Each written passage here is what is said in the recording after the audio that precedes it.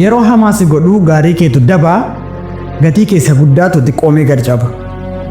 Jaalalli jaalaluma dabaan waamamu maqaa jaalalaatti sabni immoo gaafamu. Jaalalli adiidha adii ka'aannanii jaalalli warqeedha warqee qaalessanii jaalalli jireenya bultii ittiin ijaaru jaalalli nageenya qalbii ittiin bu'aaru. Cubbuu itti baastee maqaa isaa yakkitaa jaalala hin qabotichaatti jaalala shakkita.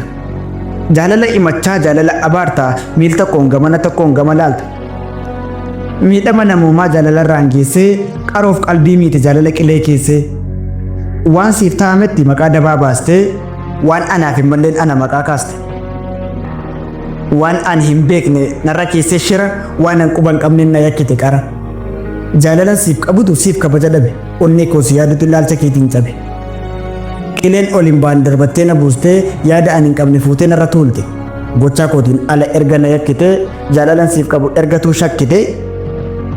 Namalee jiraachuuf imala jalqabdeetta murtoo murteessite garuu itti yaaddeetta.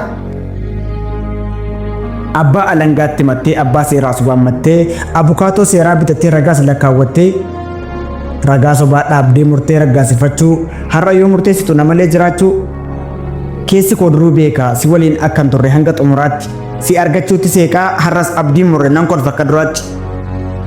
Qabachuun qabaachuu miti kana bariicheen beekaa jiruu koo keessaa si baasaa kanaafan kolfaase. Si argachuuf gammadee si dhabeef gammachuun dhabu. Anisuma kaleessaati har'a samillee hin cabu. 90 awwuun tokko nama dhorka gammachuu osoo yaadduut garii dachaan si qorqa.